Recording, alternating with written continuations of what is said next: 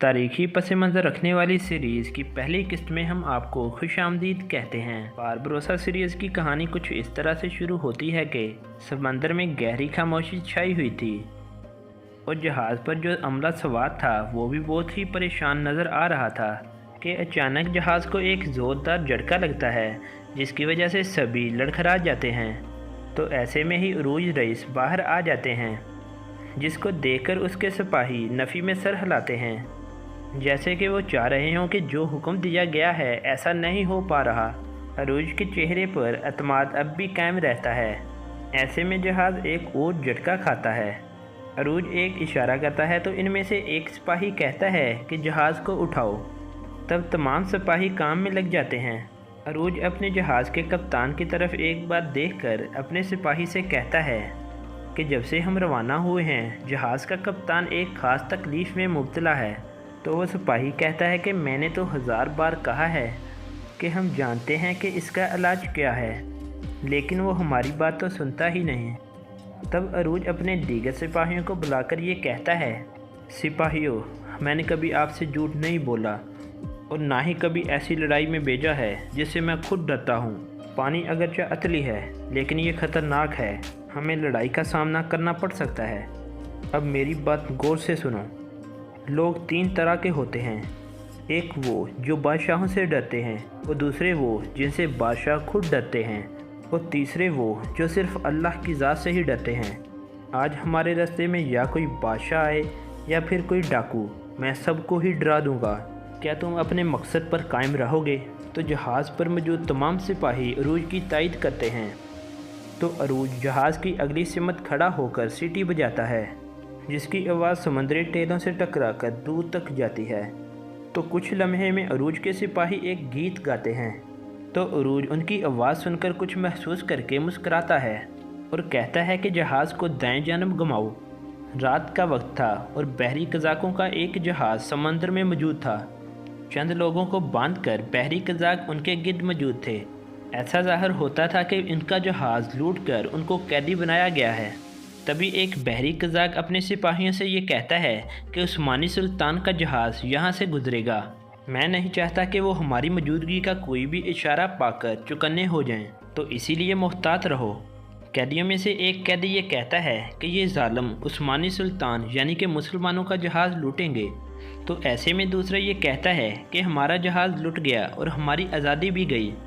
अगर अब ये जान भी चली जाएगी तो इसमें क्या हर्ज है, अब हमें कुछ करना होगा। तो ऐसे में कज़ाकों का सरबरा उस कैदी की गर्दन पर 2 तलवारें रखकर ये कहता है कि तुम बोलते बहुत हो, और उसकी गर्दन पर अपनी दोनों तलवारें चला देता है और साथ में ये कहता है कि जिसने भी बहादुरी दिखाने की कोशिश की उसका अंजाम यही होगा। तो अरूज का सिपाही ये कहता है कि चट्टानों से जिस तरह से हमारी आवाज़ टकराई है लगता है कि रास्ता तंग है। अरूज कहता है कि मुझे रास्ते की परेशानी नहीं, क्या पता मुझे इस रास्ते से क्या मिल जाए। चट्टानों पर छुपे चंद कज़ाक सिपाही अरूज के जहाज़ को देखकर बगले की आवाज़ निकालते हैं ताकि अपने सरदार को आगाह कर सकें। इशारा पाकर लटेरों का सरदार ये कहता है कि इशारा मिल चुका है, तैयार रहो, जहाज़ इसी सिमत आ रहा है।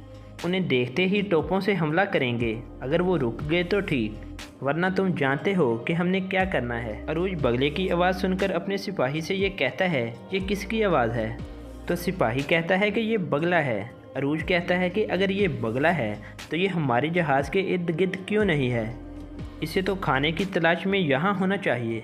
तो इसी असना में अरूज का भाई इलियास वहाँ आता है। तो अरूज ये कहता है कि मुझे फ़र्श खुश्क चाहिए, क्योंकि मैं ये नहीं चाहता कि हमारे सिपाही फिसलें। और सिपाहियों, तुम तोपें तैयार रखो, थोड़ी ही देर में हमें लड़ाई का सामना करना पड़ेगा। तो अरूज जहाज़ के कप्तान से ये कहता है कि आप अपने सिपाहियों के साथ नीचे चले जाएं। एक समंदरी लटेरा ये चलाकर कहता है कि जहाज़ नज़र आ गया, जहाज़ नज़र आ गया। तो उनका सरदार मुस्कुरा कर ये कहता है कि तैयार हो जाओ।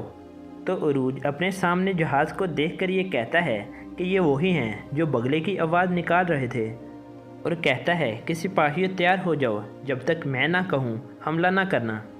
पहले कज़ाक अरूज के जहाज़ पर ज़ोरदार हमला कर देते हैं। तो अरूज अपने सिपाहियों को इंतज़ार करवाते हुए बहुत करीब जाकर अपने सिपाहियों से हमला करवाता है।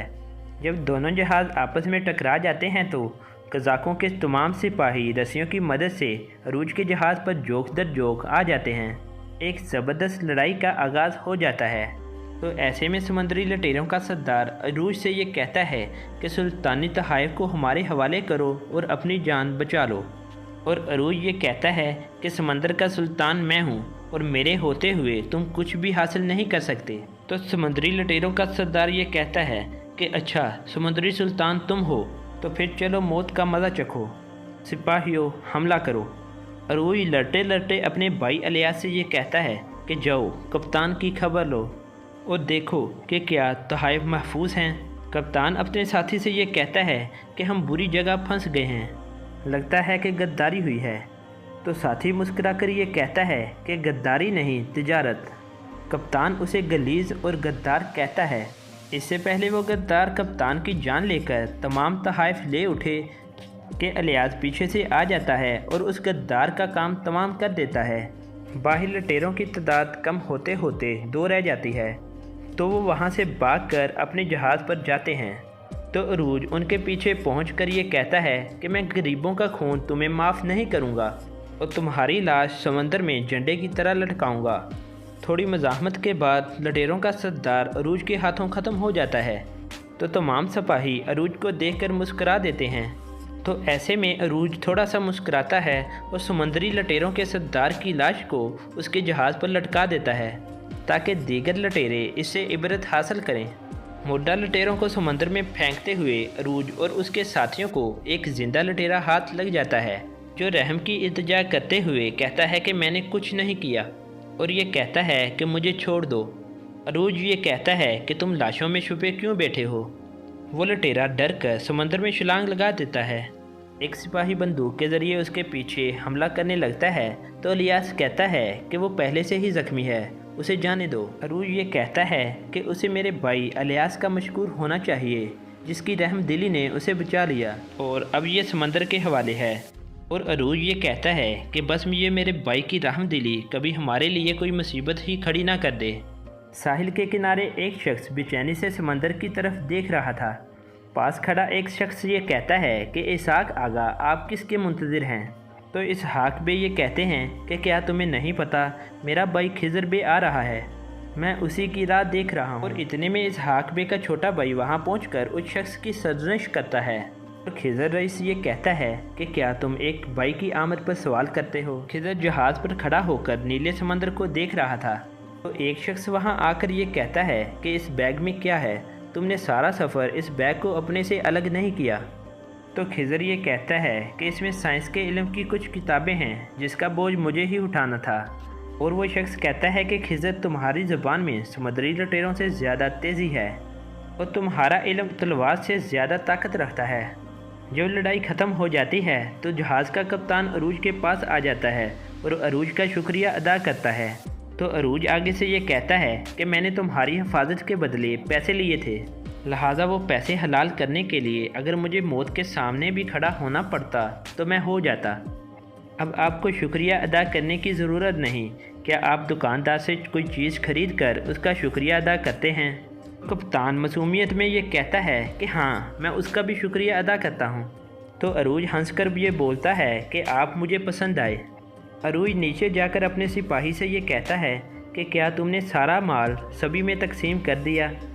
वो कहते हैं कि हाँ मैंने सारा माल तकसीम कर दिया, आप रह गए हैं। ज़्यादा माल नहीं बचा, 3 सोने के सिक्के और ये एक लोहे का कड़ा। अरूज सोने के सिक्कों को अपने पास खड़े एक मेहनतकश को दे देते हैं। लोहे के कड़े को पकड़कर ये कहते हैं कि ये मेरा हिस्सा है। दूसरी तरफ जब खिज़र का जहाज़ लंगर अंदाज हो जाता है तो वो अपने बड़े भाई के साथ मिलता है। तो इसहाक बे अपने छोटे भाई को देखकर खुश हो जाते हैं और उनसे ये कहते हैं कि तुम किताबों के बोझ को अभी तक साथ लिए रखे हो। मुझे मालूम था कि तुम अरूज और इलियास जैसे नहीं बनोगे। ऐसे में पहली किस्त की कहानी अपने इख्तिताम को पहुंच जाती है। तो नाज़रीन, आपको हमारी आज की वीडियो कैसी लगी? अगर अच्छी लगे तो इसे लाइक और शेयर ज़रूर करें और हमारे चैनल को सब्सक्राइब कर दें। आज की वीडियो में बस इतना ही। मिलते हैं किसी नई वीडियो में, तब तक के लिए अल्लाह हाफिज़।